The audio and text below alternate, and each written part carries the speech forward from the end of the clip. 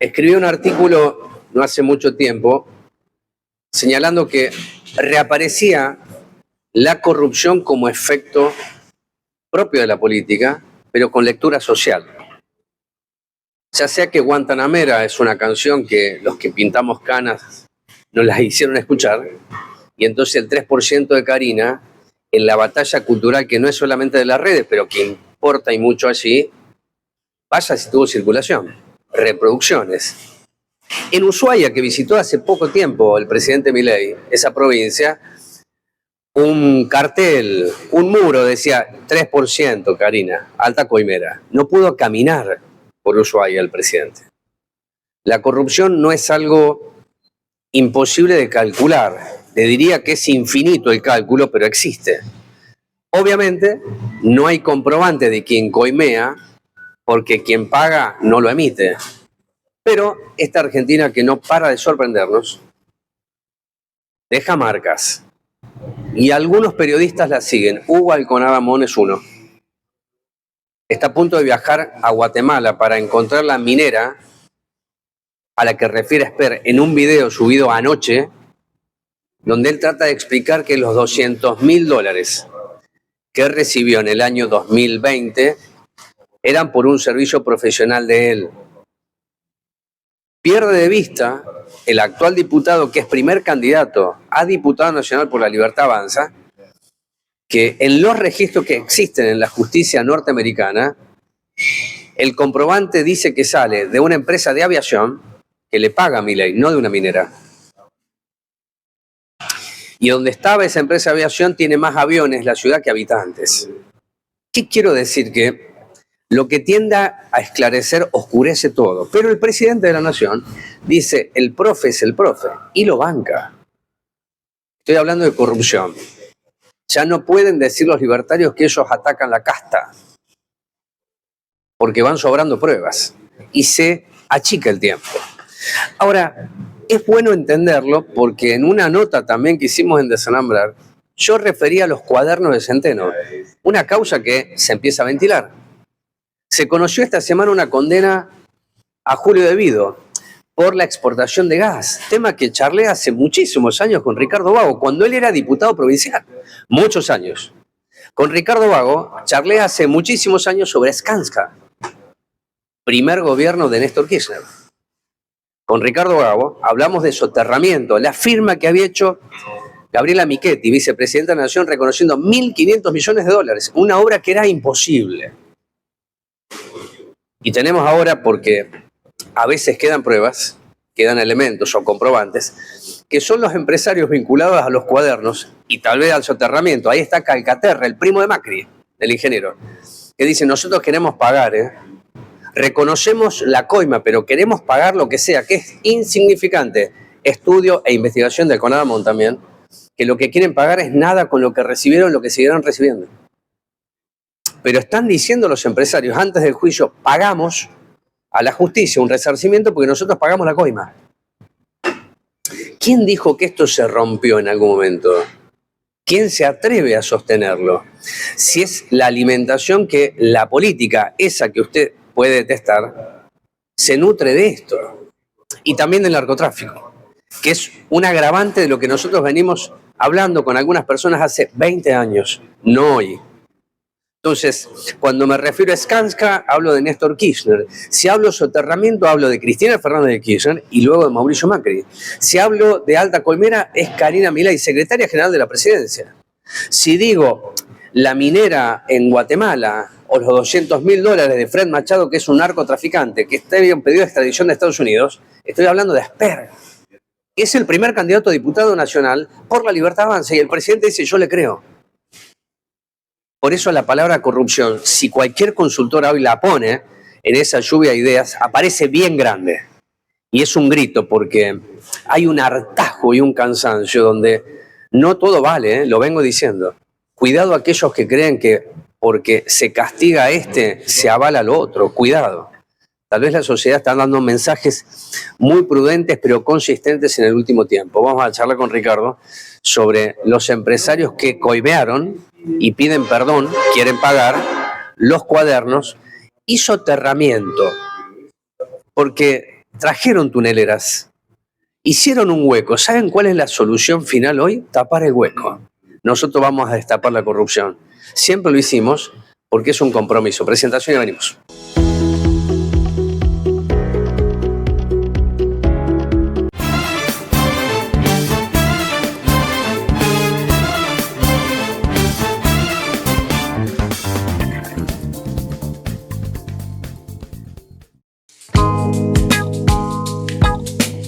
El cambio rotundo que hubo acá en Manantiales. Como pueden ver de fondo, tenemos una plaza inmensa, hermosa. Tenemos asfalto, que es lo que hacía falta acá en el barrio. Queremos agradecerles por todo lo que hizo por nosotros los chicos de Barrio Manantiales. De pasar a jugar en el barro, jugamos en juegos más decentes, podemos correr, juntarnos con amigos y la verdad me encantó la plaza.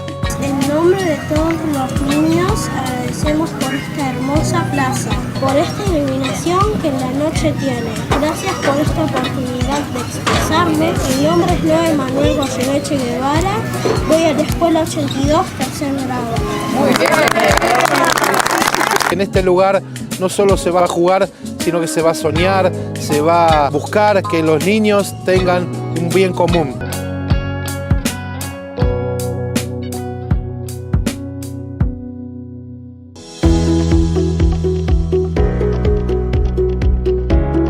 Vos combatiste la corrupción cuando estabas en la Cámara, en el Congreso. Yo recuerdo larga distancia, los colectivos. ¿No? Larga distancia. Cuando estuviste como diputado provincial, recuerdo las batallas sobre el gas licuado. Y siempre explicaste que es un sistema. Y ese sistema tiene que tener del mostrador uno de un lado y otro de otro. Bueno, cuando llegamos al caso de Cuadernos, queda claro, Ricardo, explícito y expuesto, que los empresarios pagaron. Entonces, ya no hay dudas de que se pagó. Sobre ese caso, ¿no? Podemos hablar de otros casos también, pero sobre ese caso porque ahora se acerca el juicio. Entonces, ¿qué significa esta búsqueda de que el empresario dice, quiero pagar para no quedar pegado en la causa? Es decir, son dos oportunidades que reconocen que pagaron la coima y ahora quieren, no sé, desacoimearse, no sé cuál sería la palabra, pero es interesante comprender el fenómeno que está ocurriendo hoy en la Argentina. Bueno, acá, con el tema de los cuadernos, tomemos conciencia que era un chofer que llevaba a funcionarios políticos a distintos lugares a entregar sobres. Centeno. Sí. ¿Qué hizo el señor? Dijo, acá yo me voy a meter un tiro. Entonces, ¿qué tengo que hacer? Hacer un cuaderno anotando día por día y tenerlo bien guardado todos los lugares donde yo fui. Y si yo tengo un problema, yo digo, se entera en todo el mundo lo que se repartió. Entonces, el primer problema en batalla es falso eso. Bueno, se probó que eran correctos.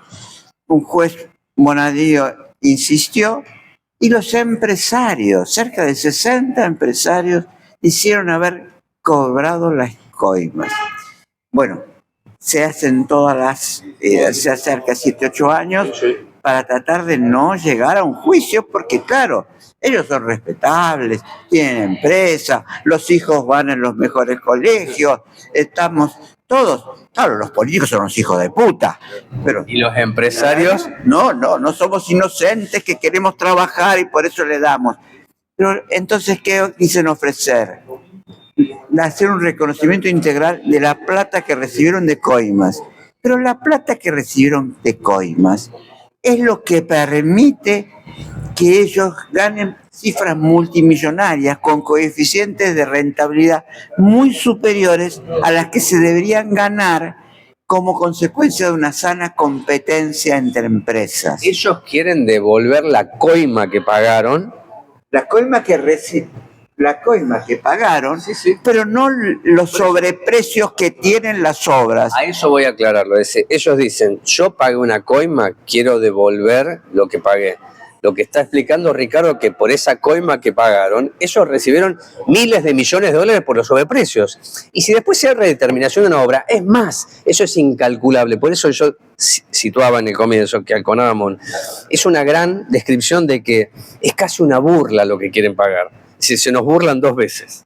Pero claro, además tendrían en un escarnio público y que se clarifique en la sociedad, que la sociedad en general putea cuando ve que el político se enriquece.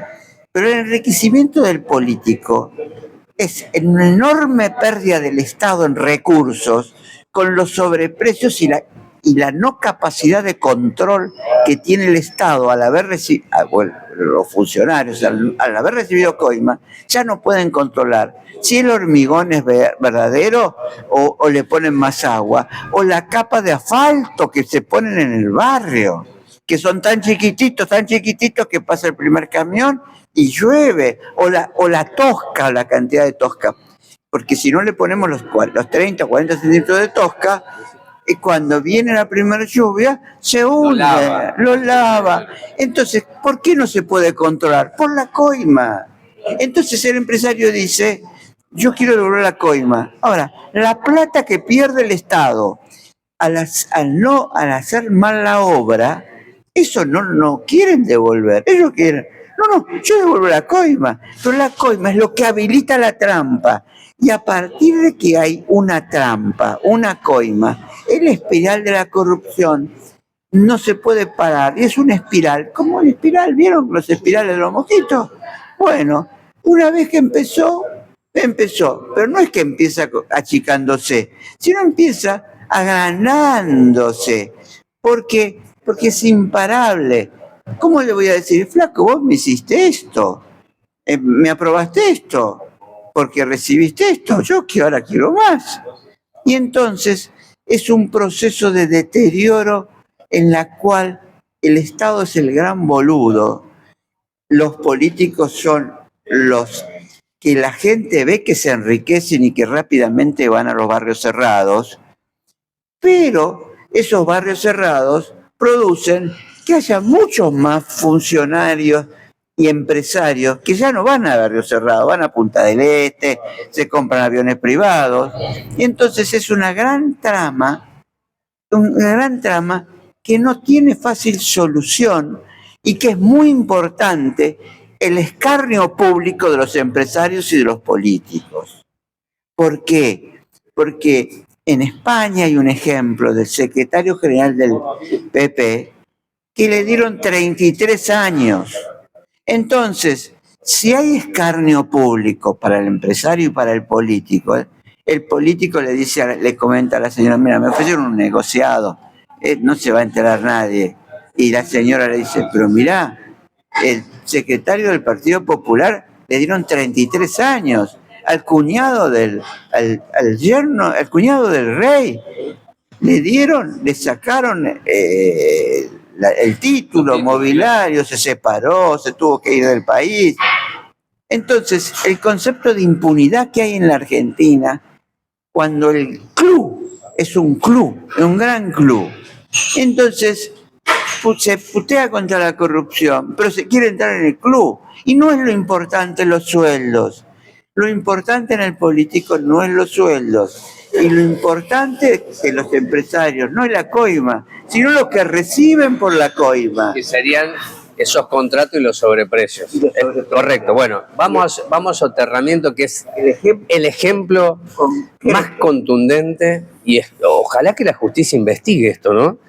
Porque si hablamos de los cuadernos de Centeno, yo decía en la presentación que hoy tenemos la posibilidad de escuchar a empresarios que son más hijos de puta que los políticos, algunos, decir, yo quiero pagar, no quiero la mancha, ni para mi apellido, ni para mi familia, ni para mi empresa. Entonces, y es una burla por lo que ofrecen. Ahora, el soterramiento es un monumento a la corrupción, ¿o no?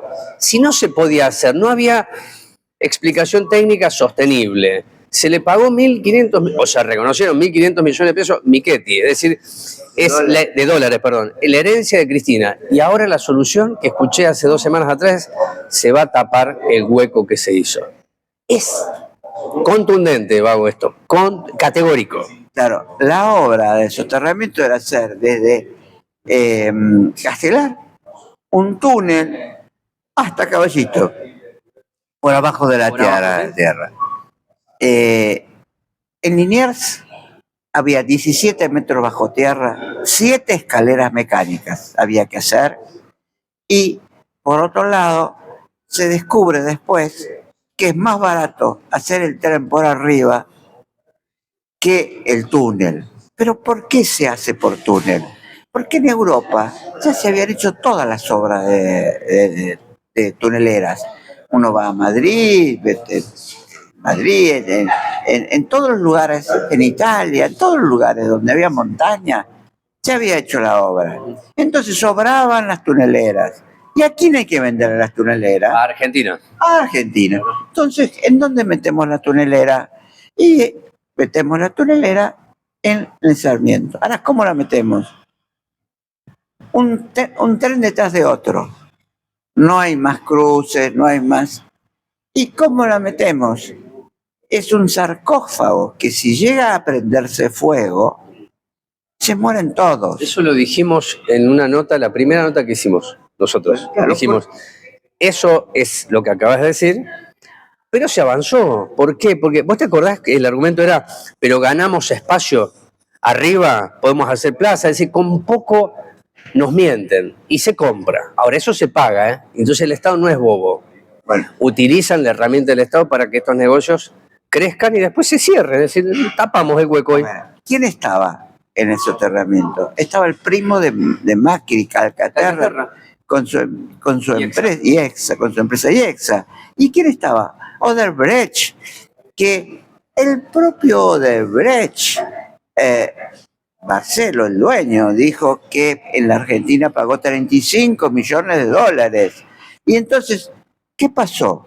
Fue condenado en Perú, fue condenado en otro país. El Lavallato de Brasil es eso. El lavallato de Brasil es eso. Sí, Odebrecht, sí. Pero en la Argentina no se pusieron de acuerdo para lograr que la declaración en los juzgados de Brasil, que se llega en 2 horas y media, 2 horas y media de avión, sea considerado en el fiscal, en el juicio que se estaba desarrollando por el tema de Odebrecht. Ahora, la Corte Suprema le reconoció, después de tantos años que ya se van muriendo los políticos, se olvida todo, y entonces se va a poder avanzar con este juicio. Pero los empresarios quieren el resarcimiento integral. Hasta ahora el fiscal y los 2 fiscales dicen que no, pero ahora todavía está por resolver el juzgado sobre este tema. Y eso es muy importante, porque ¿esto qué sería? Sería uno de los mayores juicios de la historia sobre la clase económica, empresarial de la obra pública de la Argentina, habiendo reconocido que coimearon. Y entonces, ¿esto qué genera? Genera un enorme problema en la clase dirigente política y la clase dirigente empresarial de la obra pública. Tal es así que el abogado del Poder Ciudadano dice que es bueno que el reconocimiento de los empresarios va a eliminar el perjuicio para el Estado. Esto lo dice públicamente y sale en los diarios. ¿Qué elimina qué?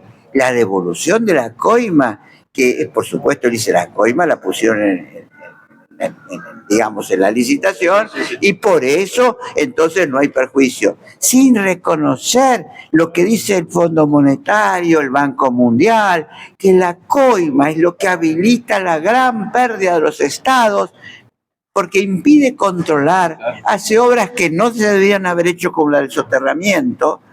Y una vez que se empezó con la trampa, no pueden parar, ni puede parar el empresario en ser coimeado, ni puede parar el que coimea, el político, porque saben que coimeó. ¿Qué es la coima entonces? ¿Qué significa la coima? Vos que has padecido tanto esas luchas casi en soledad, y lo digo porque fue así, ¿no?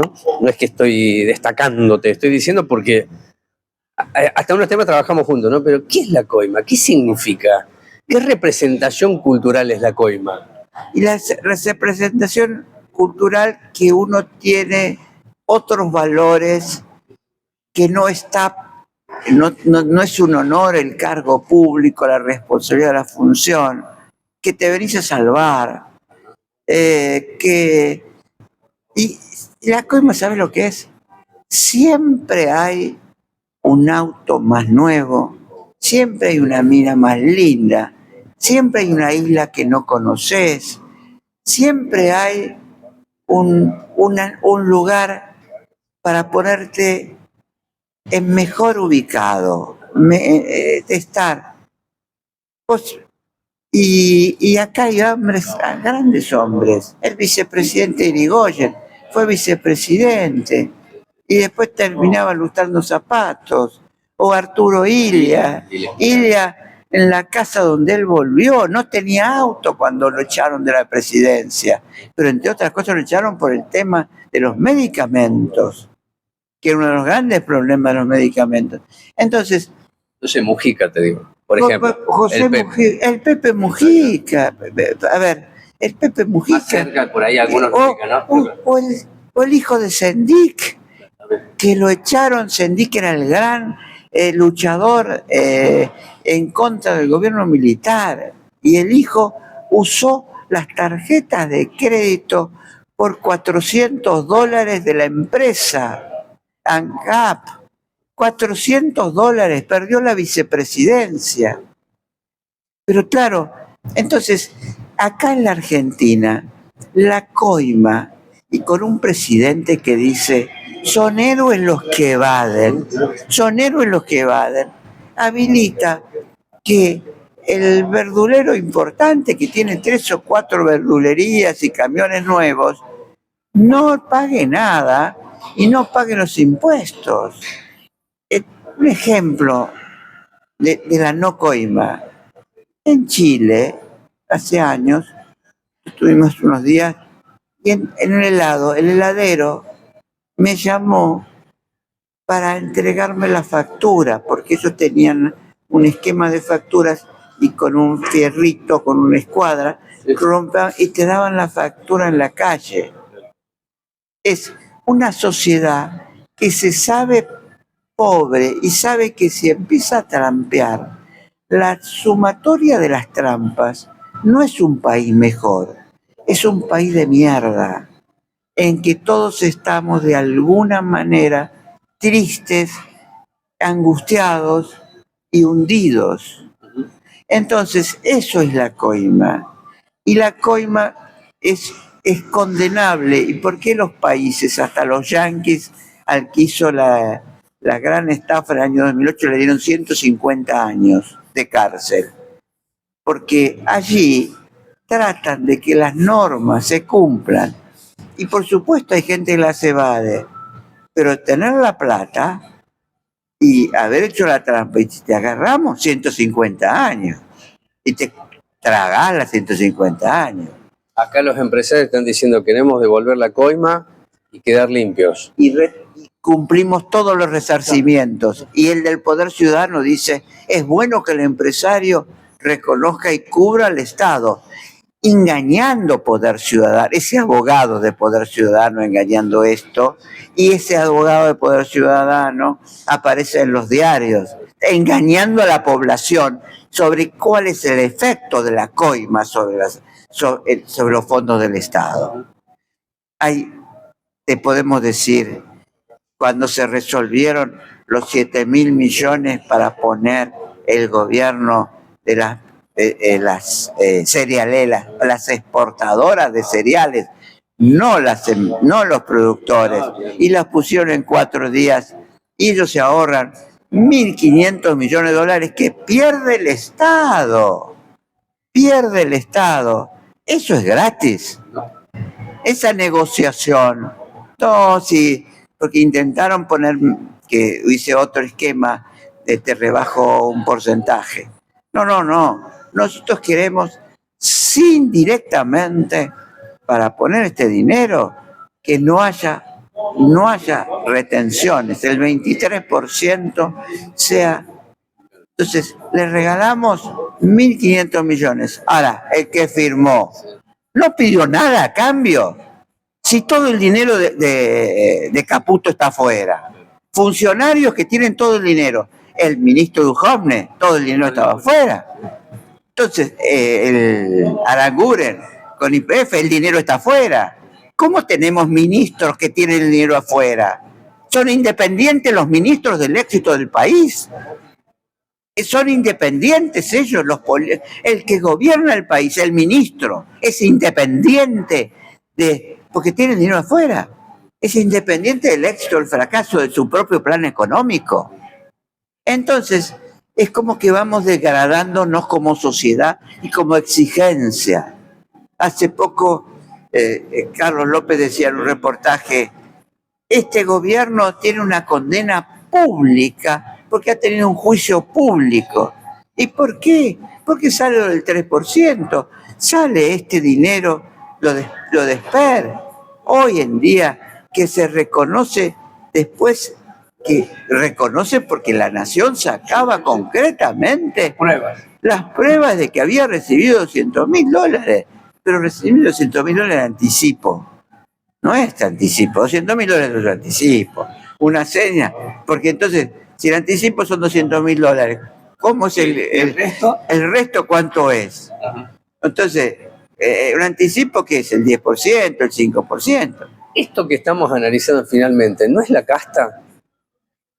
Claro, la casta es cómo va generando, la casta se genera en mucho por los políticos, los ligados a los políticos, y vemos cómo crece la diferencia de la casta en donde vive, al colegio que manda a los hijos, a la universidad. Entonces se va relacionando una clase dirigente basada en manejos turbios, alejada de la problemática popular. Antes, vivir en un barrio cerrado para un político era una vergüenza. Era condenatorio. Hace 20 años atrás, Ricardo. Paso, pero era condenatorio. Poné 30 años, le pongamos. Era condenatorio. Hoy no. Hoy no. Insaurralde era el jefe de gabinete de una persona relativamente seria, que es Kicillof, sí. Pero le había puesto un dirigente político. Máximo Kirchner lo puso a Insaurralde, sí, claro, el jefe de gabinete. Sí. A Insaurralde, en plena campaña electoral, el jefe de gabinete se va de joda con una mina y no puede probar de ninguna manera el dinero que tiene, habiendo sido intendente de Lomas, y el episodio del lugar de juego, del bowling y del casino, el más grande del conurbano. Entonces, si yo promuevo como jefe de gabinete y después para ser candidato a gobernador, como posible candidato a gobernador, a esta persona, ¿qué va a producir? Bueno, entonces Milei está proponiendo a Esper ser candidato a diputado nacional. Estamos hablando de una matriz. Estamos hablando de una matriz. Hay libros que explican esto. Alconado Amun lo explica bien. Porque yo te ayudo en la política si sos de mi mismo equipo. Si sos del mismo equipo es que vos jugás. Si vos no jugás, yo no te ayudo. Yo no te pongo adelante. El hecho de ser independiente en político, ¿independiente qué quiere decir? El político tiene el honor de haber tenido la confianza pública de un espacio de representación. Es un honor. Algunos me decían, pongo esta referencia, te vas a poner un registro de automotor, porque a los políticos para comprar el voto le daban registro de automotores y había dirigentes tanto de todos los partidos que tenían registros automotores. Yo le dije, ¿cómo voy a ensuciar a esto con un registro automotor? Vos tenés el honor de ser diputado nacional, tenés el honor de ser diputado nacional. ¿Y para qué? Para hacer cosas. Y entonces se perdió el concepto de la honorabilidad. El concepto que existía en el 83, el Consejo Deliberante del 83 y del 85, era muy superior al Consejo Deliberante. Hoy a veces en este Consejo Deliberante vos querés propiciar el problema del contrato de la basura, o propiciar el problema del transporte público de Moreno, o de determinadas obras públicas, y vos te encontrás que no hay gente que quiera escucharlo, pero no quieren escuchar, no los ciudadanos, no lo quieren escuchar los políticos encargados de defender las finanzas públicas de Moreno, porque hay una confusión. La confusión es que los pícaros, si es un pícaro el que gobierna, al ser pícaro me va a salvar a mí. Y la sumatoria de las picardías, vuelvo a decir lo mismo, no funciona. Una sociedad puede aceptar el 4 o 5% de pícaros. Cuando toda la clase dirigente, cuando la casta es pícara, el resultado es la miércoles para el país.